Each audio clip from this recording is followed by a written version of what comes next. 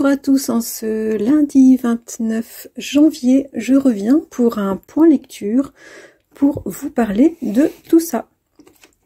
C'est-à-dire de deux romans que j'ai absolument adorés, d'un autre que j'ai détesté, de vous parler de quoi? De ma lecture en cours et de deux romans d'occasion que j'ai trouvés lors d'une balade parisienne samedi dernier, dont j'ai mis quelques petits clips que vous avez dû voir précédemment. Alors je commence tout de suite avec ma première lecture que j'ai adorée. Je l'ai lu il y a à peu près 2-3 semaines, j'ai mis une semaine à peu près à le lire.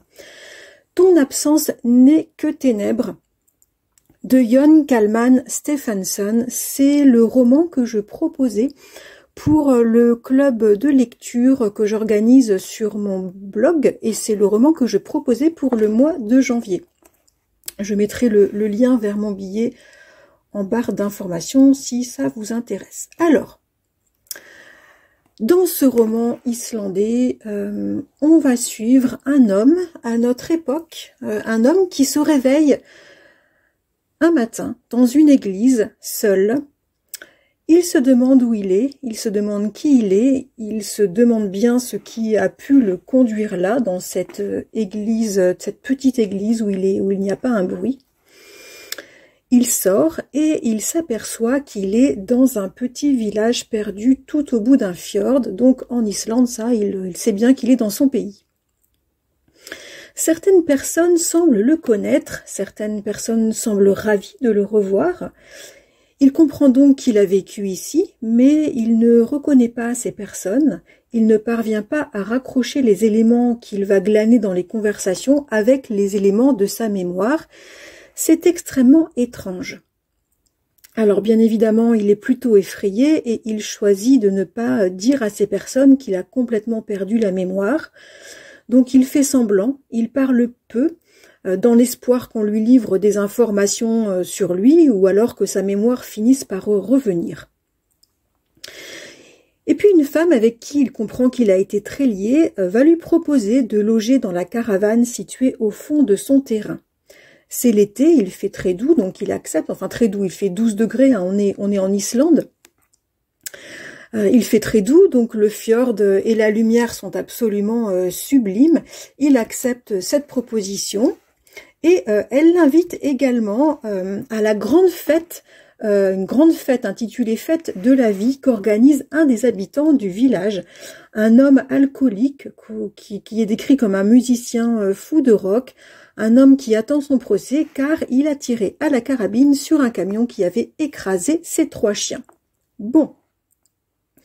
Dans la caravane, il y a un homme mystérieux qui attend notre amnésique, un homme très mystérieux qui le suit depuis qu'il a quitté l'église. Cet homme est vêtu d'un short et de t-shirt à l'effigie de stars de rock, et cet homme fait des crêpes. Une fois arrivé dans cette caravane, l'homme amnésique, il va se ruer sur du papier ainsi que sur un stylo qui sont posés sur la table de la caravane, et il va être très surpris car se met à couler de ses mains l'histoire, il va se mettre à écrire de façon frénétique l'histoire des habitants de ce fjord perdu du 19e siècle jusqu'à nos jours. Et il écrit sans plus pouvoir s'arrêter, tandis que la fête de la vie se prépare. Alors, nous sont racontés dans un vrac parfaitement maîtrisé les destinées, les descendances de personnages absolument incroyables. On va suivre au 19e siècle une fermière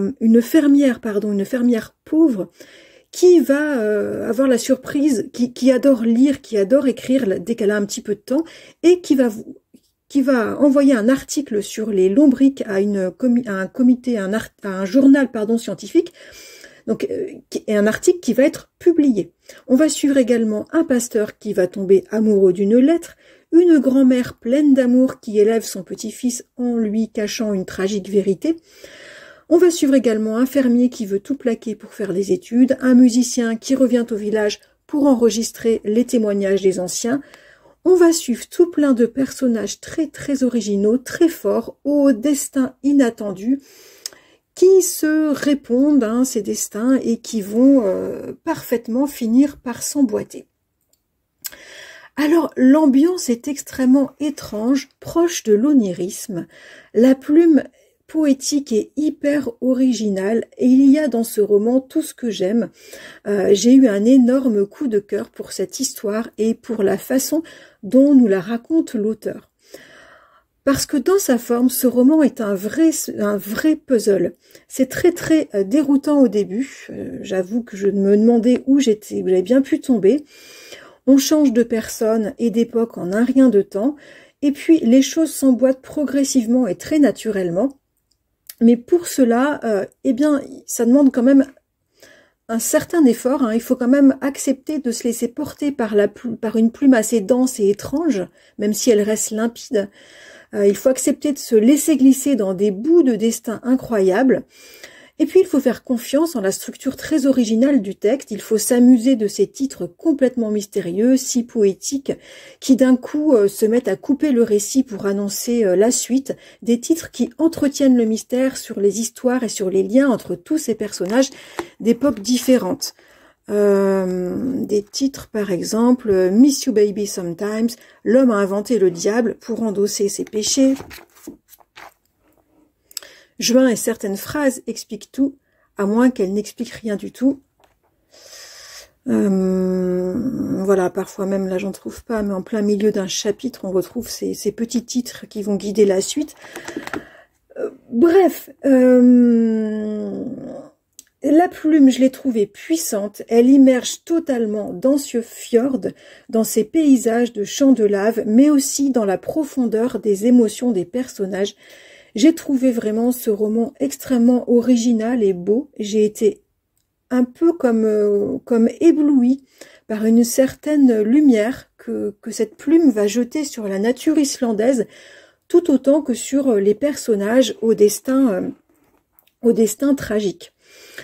C'est un très beau et tendre roman sur la vie, sur la mort, sur le souvenir, sur la transmission. Les réflexions sont profondes, élaborées. La plume, bah là je me répète, hein, m'a complètement happée, mais aussi la bande son, c'est-à-dire que il y a énormément de morceaux de musique qui sont cités, de musique essentiellement de rock, qui accompagnent tous les événements. La BO, elle est vraiment fabuleuse et je l'écoute régulièrement depuis cette lecture. Voilà, gros coup de cœur pour ce roman. Je suis vraiment très contente d'avoir découvert La plume de Jón Kalman Stefánsson et je crois que ça va devenir un de mes auteurs chouchous. Voilà pour Ton absence n'est que ténèbres de Jón Kalman Stefánsson que j'ai lu en folio poche.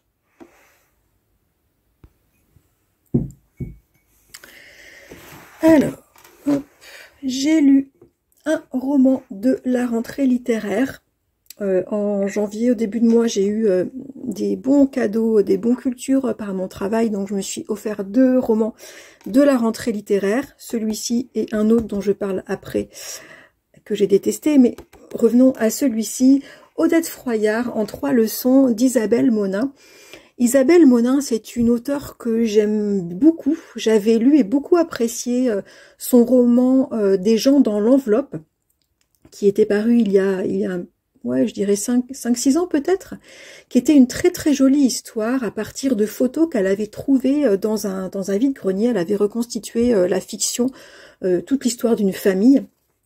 Alors dans ce roman, l'auteur va plus s'intéresser à sa propre histoire. En fait, elle va s'interroger sur sa grand-mère, une grand-mère qui d'apparence avait une vie extrêmement terne, une femme toujours vêtue de sa blouse fleurie, qui était toujours occupée aux tâches domestiques toute la journée, sur son tricot le soir et ses romans d'amour de France Loisir qu'elle lisait le soir. Et l'auteur va se demander si cette femme entièrement dévouée à son mari, à ses enfants et à ses petits-enfants, eh bien si cette grand-mère d'apparence si fade, extrêmement taiseuse et effacée, cette grand-mère Odette, eh bien l'auteur se demande si la famille en fait n'a rien compris de cette femme et si en fait cette femme n'aurait pas eu une vie riche et extrêmement extraordinaire. En fait, elle a voulu rendre hommage à cette grand-mère. Et cet hommage, cette question de sa grand-mère s'est imposée à elle lorsque elle débutait sa cinquantaine durant le confinement. En fait, hein, sa grand-mère lui est revenue en pensée de façon un peu obsessionnelle, alors que cette grand-mère, depuis 30 ans qu'elle était décédée, elle n'y pensait quasiment plus. Et voilà que sa grand-mère réapparaissait soudainement et très très massivement dans ses pensées. Donc l'auteur, obsédé par le besoin de redonner une existence à cette femme qui lui a beaucoup appris, qui l'a beaucoup sécurisée dans son enfance et son adolescence, l'auteur va fouiner dans les archives nationales, va tenter d'interviewer quelques personnes encore vivantes ayant connu de près ou de loin cette grand-mère Odette. Et elle va parvenir à restituer les faits marquants de la vie de sa grand-mère. Elle va mettre en avant, elle va découvrir son enfance en province avant la Seconde Guerre mondiale, une énorme honte vécue par la famille, le placement de la fratrie dont Odette dans un orphelinat franc-maçon à Paris. Alors les éléments sont là, mais ne vont pas suffire à l'auteur, il n'y a pas assez d'éléments pour recréer l'existence d'Odette, ses émotions, comment elle a vécu tout cela. Alors à partir des faits qu'elle a recueillis, l'auteur va utiliser la fiction, elle va inventer une histoire à sa grand-mère, une histoire d'amour secret, une histoire de persécution aussi durant la guerre, une histoire extrêmement forte qu'Odette n'aurait pas pu raconter à sa famille très dysfonctionnelle. C'est une histoire des souvenirs, des serments qu'Odette aurait chéris en fait toute sa vie, bien à l'abri derrière une espèce de carapace qu'elle se serait construite à force d'habitude et de silence pour préserver sa vie interne et ses souvenirs si riches. Voilà, finalement, c'est de cette manière-là que l'auteur pense, imagine que sa grand-mère aurait eu finalement une vie extraordinaire. Au début, j'avoue que j'ai été déroutée par ce mélange de faits réels mêlés à de la fiction. Et puis, peu à peu, j'ai compris que face au peu d'éléments que l'auteur avait glanés sur la personnalité de sa grand-mère, il était très difficile pour elle d'en rester là, de renoncer à l'idée de pouvoir faire revivre sa grand-mère. Alors, je crois que spontanément, eh bien, elle s'est mise à inventer cette histoire à partir des faits qu'elle avait recueillis. C'est une belle, une dure et très intéressante histoire qu'elle nous propose. Et par ce procédé, en plus de sa très très jolie plume, elle va nous faire voyager dans le sombre passé de l'histoire française. Voilà, j'ai trouvé que c'était un très très bel hommage. J'ai trouvé qu'elle était parvenue à faire sortir sa grand-mère de l'oubli avec beaucoup de tendresse et d'humanité. Et j'ai beaucoup aimé ce roman d'Isabelle Monin, Odette Froyard en 3 façons, et donc qui est sorti chez Gallimard ce mois-ci, je sais plus le 7 ou le... Enfin, je crois que c'était début janvier.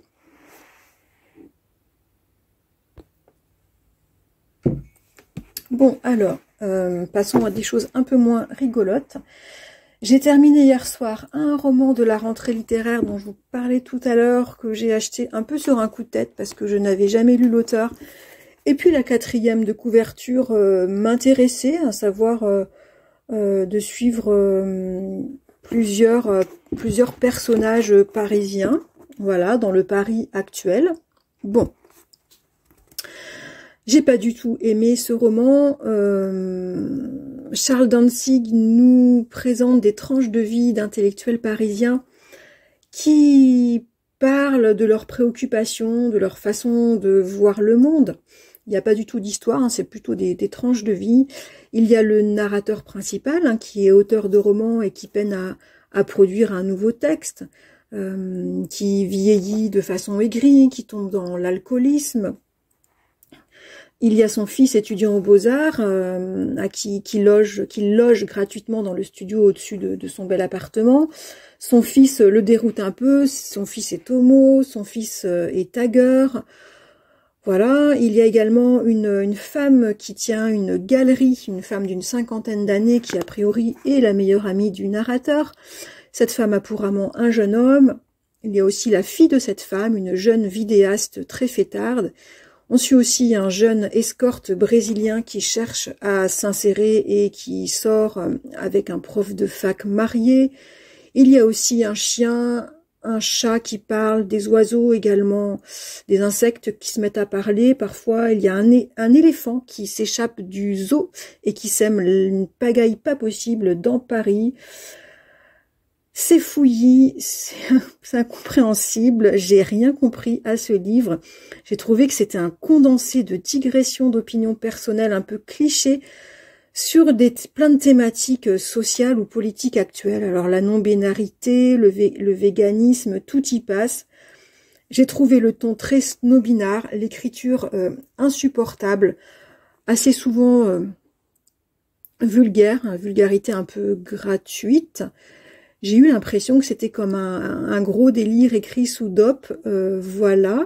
Bon, je vais m'arrêter là, je sais pas, ou alors je suis passée complètement à côté de ce roman, c'est très très spécial. J'en reparlerai pas du tout sur la chaîne, voilà, ce roman, je pense que je vais le vendre, je n'en veux pas dans ma bibliothèque. Voilà, c'est fait, j'en ai parlé, c'était Charles Danzig, Paris dans tous ses siècles, et c'est publié chez Grasset. En ce moment, en revanche, j'ai débuté hier soir un roman qui m'a été offert à Noël. Ce que je sais de toi, d'Éric Chacour, dont on voit beaucoup, enfin on le voit beaucoup passer sur les réseaux. J'aime beaucoup pour le moment la plume, j'aime beaucoup suivre l'histoire de vie de Tarek, ce jeune médecin au Caire. Je sens que je vais beaucoup aimer ce roman, mais j'en suis que même pas un tiers, donc je peux pas trop en parler encore. Et sinon, pour finir, comme j'ai montré quelques petits clips au tout début, je suis allée me promener sur Paris samedi dernier, et dans une petite boutique d'occasion, dans un passage couvert, j'ai trouvé 2 livres d'occasion. J'ai trouvé ce roman allemand de Judith Herrmann, Une clarté dans le lointain, qui met en scène une femme de 50 ans qui va choisir de laisser son mari et sa jeune fille, je crois, pour s'installer seule dans une maison isolée face à la mer du Nord, et elle va chercher sa place dans ce nouvel environnement. Elle va prendre un job de serveuse dans un bar, elle va nouer quelques amitiés avec les gens du coin, et puis a priori elle va devoir faire face seule à un drame familial. Ce résumé m'a beaucoup attiré. Donc je suis très contente de l'avoir trouvé. J'aime beaucoup aller dans cette boutique d'occasion parce que les livres sont en super état. Vous voyez, ils sont emballés dans du papier transparent. Voilà, donc c'est un livre broché, trouvé à un bon prix. Donc Judith Herrmann, Une clarté dans le lointain, chez Albin Michel. Et j'ai également trouvé un roman de l'auteure américaine Janine Cummins que je n'ai jamais lu. Le garçon du dehors, où on va suivre l'histoire de vie de Christopher, qui est membre de la communauté des gens du voyage irlandais. Donc a priori c'est une grosse immersion dans cette communauté, et on va suivre l'histoire de Christopher, qui va, à ce que j'ai compris, peiner à s'installer de façon sédentaire à l'âge adulte. Il va faire ce choix de vouloir arrêter de voyager, vouloir s'installer. Et il va être victime, lui et surtout ses enfants à l'école, de stigmatisation. Et en parallèle, je crois qu'il va découvrir des lettres qui vont lui apprendre des choses sur sa descendance. Donc voilà, ce résumé m'a beaucoup attiré. Ben voilà, pour ce point lecture, j'avais pas mal de trucs à dire. Dites-moi si vous connaissez ces auteurs. Si vous avez déjà lu Charles Danzig, ça m'intéresse de savoir votre avis. Et puis je voulais vous remercier aussi d'avoir répondu à mon petit appel, à me faire un petit coucou dans les commentaires la dernière fois, même si c'est un petit emoji, c'est vraiment, j'ai beaucoup apprécié, merci beaucoup. N'hésitez pas à recommencer et aussi à échanger dans les commentaires, c'est vraiment super agréable. J'ai créé cette chaîne pour échanger autour de la lecture, et c'est ce que vous faites, et je vous en remercie beaucoup. Je vous souhaite une belle semaine, de très belles lectures, et je vous dis à très bientôt.